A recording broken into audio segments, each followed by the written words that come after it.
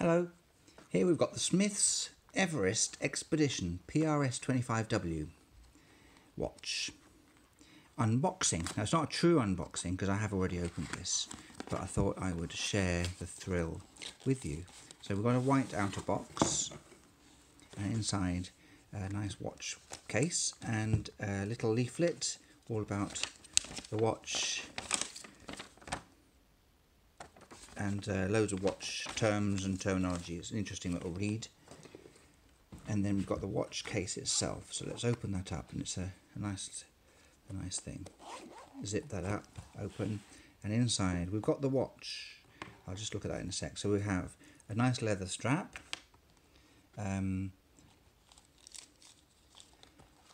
my warranty card, guarantee card, a cloth, the metal, and it comes on the strap, the bracelet I should say, with solid end links, a really nice clasp, nice sturdy clasp. It's all wrapped in plastic, and these rivets, this nice riveted bracelet there.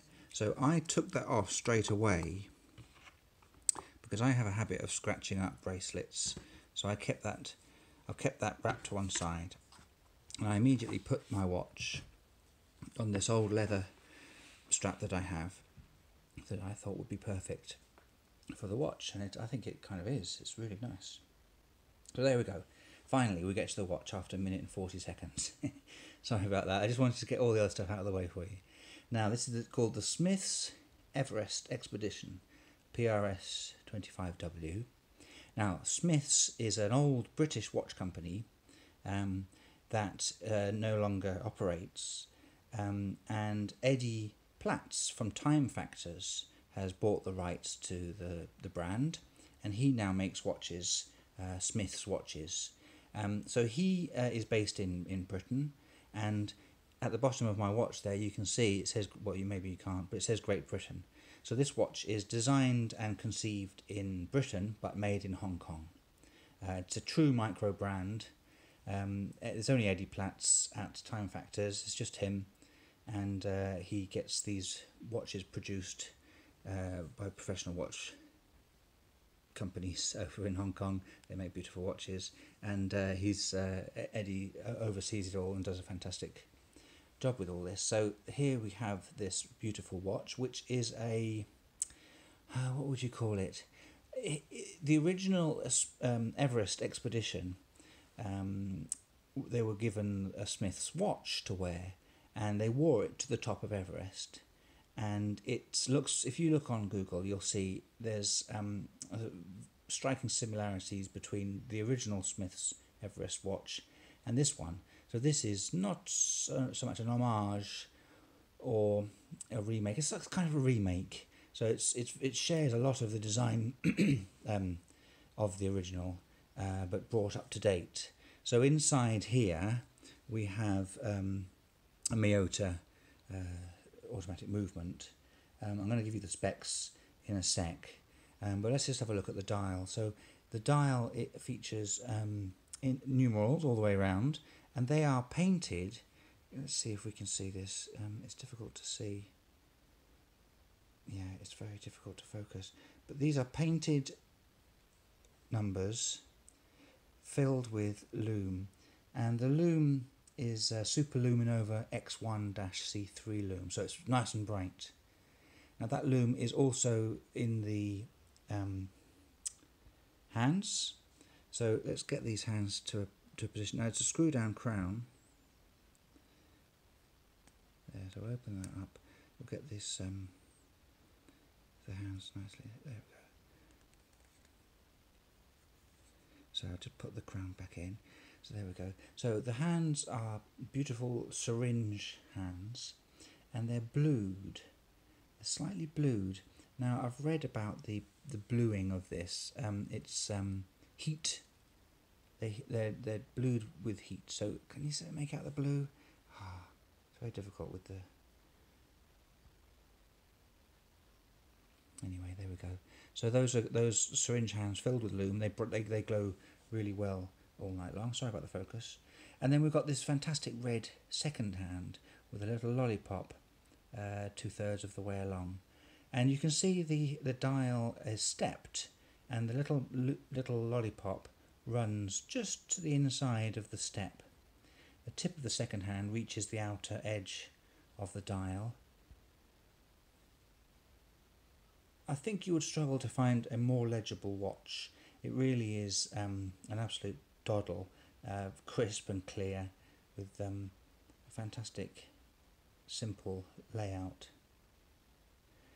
Now at the top here we have underneath the 12 we have Smiths Deluxe, the logo with the crown and the font, and underneath at the 6 we have Everest Expedition 24 joules. So 24 joules refers to the movement inside, which is a Miyota 9039 movement. 24 joule automatic movement, beats at 28,800 beats per hour, and produces this lovely smooth second sweeping hand. The case is 316 stainless steel, brushed with polished sides. Difficult to make out. I've got thumbprints all over it, sorry about that. Let me get my trusty ruler, which one of my viewers was a little dismayed at me using, but I'm going to carry on anyway because it's useful to have the measurements, isn't it? So the diameter across the dial is 36 millimeters, and lug to lug is just over 43 millimeters, and the lug width itself is 20 millimeters. So good classic dimensions. Potentially small. Some might say that 36 millimeters is a bit small nowadays, but that's how they were in the old days, and it wears well. For a vintage inspired watch, that's what I would want. I wouldn't want bigger than that, and smaller than that is a bit too diddy, but 36 is perfect, I think. Now this is called the Everest Expedition. There is another Everest watch in the Smiths range which is slightly different. This Expedition version has a cream dial. There are the ones with white dials. Now this is water resistant to 100 meters, hence the screw down crown. And if we keep going around the case, we've got drilled lugs to make strap changes nice and easy, and the back is a very simple polished case back. I'm just going to give it a quick clean. Nice polished case back with the model number, the brand, I assume that's the serial number, and then we've got the water resistance, and that's it. And screw down case back, nice and easy. Now you might be able to hear that the Miyota movement is quite noisy. Can you hear that? Whirring away. It's kind of cool. I like that. I like to be able to hear the movement. What else have we got to tell you? Oh yeah, we've got a high dome sapphire crystal. I'm not sure that you would call that dome.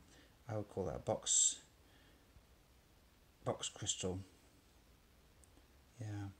Anyway, it's sapphire with anti-reflective coating on the underside.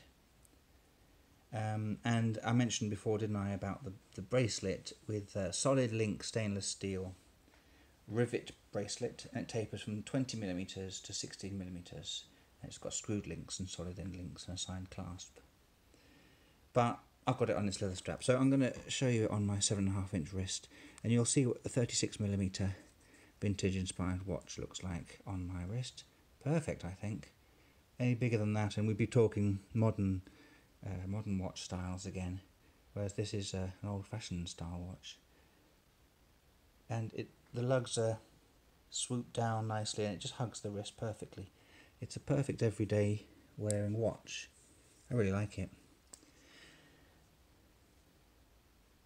So here's a little bit of information about the watch from which this is inspired. It's the original was a Smiths A454, and it was used by Sir Vivian Fuchs and Sir Edmund Hillary during the Trans-Antarctic expedition in 1955 to 1958. So it's a member of the Everest family. that watch, the A454, but also known as the Antarctic because of that Antarctic expedition. Now this, one of the advantages of the Miyota movement in here is that it's Japanese, good and reliable, function, keeps good time, very easy to resolve any issues, and it's the 9039, which is identical to the 9015 that you often get in watches like this, but it doesn't have a date at all. There's no ghost date. So I pulled the crown out to change the time. There's no first position, it just goes straight to the time. There's no date thing going on. So that's the Smiths Everest Expedition PRS-25W. I hope you've enjoyed seeing that with me. If you would like to see more watch videos, please subscribe. I update regularly, and I also do knife videos and EDC videos. Thanks for watching, folks. See you soon.